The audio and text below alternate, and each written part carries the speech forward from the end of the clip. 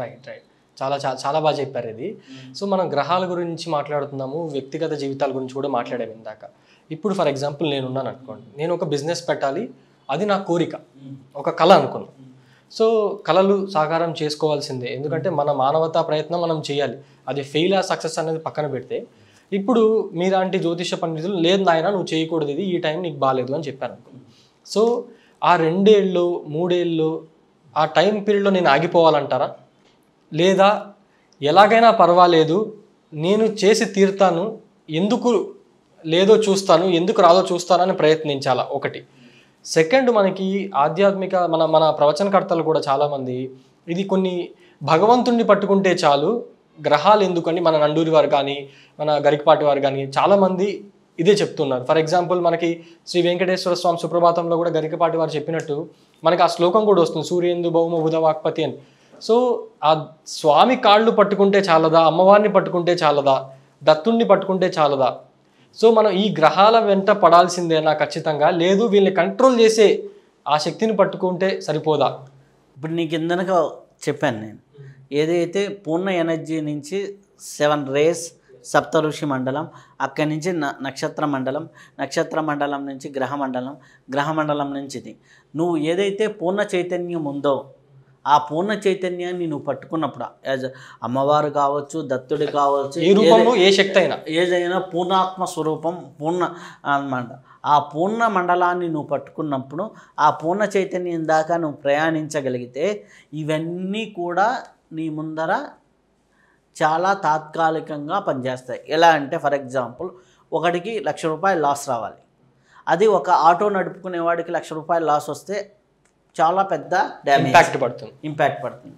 అదే ఒక సాఫ్ట్వేర్ ఇంజనీర్కి ఆ ₹1,00,000 వస్తే నష్టం తక్కువ ఉంటుంది, ఇంపాక్ట్ తక్కువ ఉంటుంది. అదే ఒక బిజినెస్ మ్యాన్కి వస్తే ఓహో ₹1,00,000 ఏదో మనం వేస్ట్ ఖర్చు అనుకున్నాం. అదే అంబానీకి పడితే నథింగ్. నువ్వు ఆటోవాడిగా ఉన్నావా అంబానీగా ఉన్నావా అని డిసైడ్ చేసేది నీ సాధన. ఓకే, సాధనలో నువ్వు ఇక్కడ ఉన్నప్పుడు నీకు అది తెలియదు. ఇప్పుడు నీ కర్మ ప్రకారం నువ్వు రోడ్డు మీదకి వెళ్ళి కింద పడాలి అని ఉంది. చిన్నపిల్లలు ఆడుకుంటూ కింద పడతారు, అలాగైనా పడవచ్చు. లేకపోతే పడి ఏదో కింద చిన్న దొక్కొని పోవచ్చు, పడి కాలు ఇరగచ్చు, పడి కాళ్ళు తలకాయ బాలవచ్చు. అది నీ తీవ్రత. ఆ తీవ్రతను తగ్గించుకోవడానికి మన ఆరాధన, దేవత, మనలో పాజిటివ్ ఎనర్జీ పెంచుకోవడం అప్పుడు ఎప్పుడైతే ఉంటుంది. ఈ పాజిటివ్ ఎనర్జీ సాధన యొక్క లక్ష్యం ఏంటి అంటే రియలైజేషన్. పరివర్తన లేకుండా నేను సాధన చేస్తున్నాను, నేను ధ్యానంలోకి వచ్చాను, నా జీవితం మారలేదు, ఇలానే ఉంది నా బుద్ధి అంటే వాడు సాధన చేయటంలా. ఇప్పుడు ఫర్ ఎగ్జాంపుల్ ఒక లక్ష్మీదేవి సాధన చేస్తూ వాడు ఉగ్రంగా ఉన్నాడు అంటే వాడు చేయనట్టే, వాడికి ఆ తత్వం వాడి శరీరంలోకి వెళ్ళటంలా. ఓ మెడిటేషన్ చేస్తూ నా కోపం వస్తుందో లేకపోతే నా టెంపర్మెంట్ ఇంతే, నా బుద్ధి ఇంతే అన్నాడు అనుకోండి, వాడు మెడిటేషన్ చేయటంలా, కూర్చుంటున్నాడు అంతే.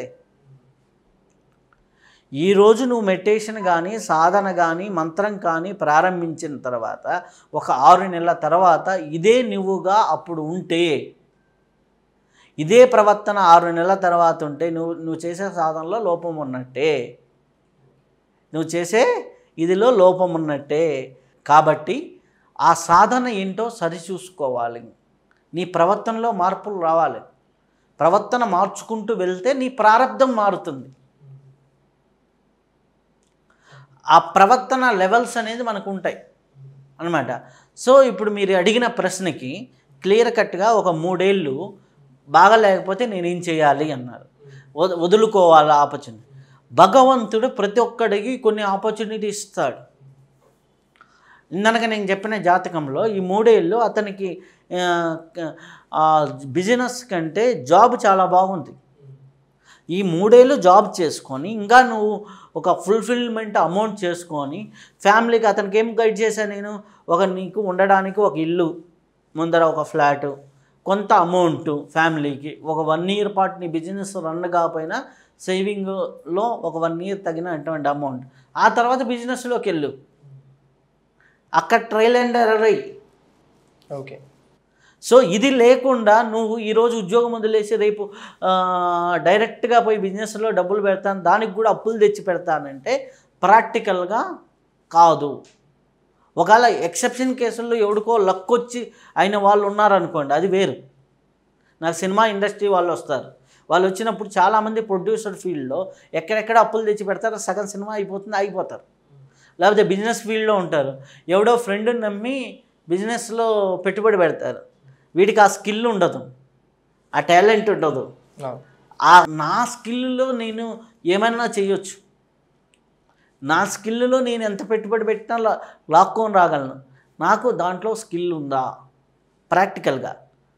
నేను ఒక ఛాయ్ షాప్లో ఛాయ్ మాస్టర్ రాకపోతే నేను ఛాయ్ పెట్టగలనా రన్ చేయడానికి అన్నప్పుడు, ఆ ఛాయ్ మాస్టర్ కంటే నువ్వు ఎక్కువ ఛాయ్ పెట్టేటప్పుడు ఛాయ్ మాస్టర్ నీ దగ్గర బాగా పనిచేస్తాడు. ఎందుకు?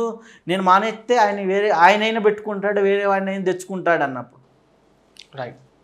దాంట్లో స్కిల్ లేకుండా నువ్వు పెట్టుబడి పెట్టాలంటే అది అవివేకం అవుతుంది భౌతికంగా.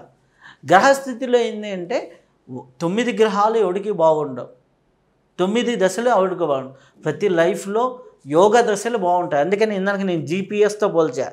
ట్రాఫిక్ ఉన్న దగ్గర నేను 100 స్పీడ్తో వెళ్ళొద్దు, ఎందుకంటే నువ్వు ముందర ఉన్న వెహికల్ని గుద్దుతావు. హైవే ఎక్కిన తర్వాత నువ్వు 100 కాదు 120 వెళ్ళు. హైవే మీద నేను 20తో వెళ్తానంటే రాంగ్. నువ్వు అమీర్పేటలో వెళ్ళాలంటే 20-30 కంటే మించి వెళ్ళలేవు. హైవే మీద నువ్వు ఆటోమేటిక్గా 100-120 వెళ్ళు. సో నా లైఫ్లో హైవే ఎప్పుడు ఉంది, నా లైఫ్లో ట్రాఫిక్ జాముల్లో నేను వెళ్తానంటే, నేను ఇష్టం వచ్చినట్టు వెళ్తానంటే ఎవరో వచ్చి ఫైన్లు వేస్తారు.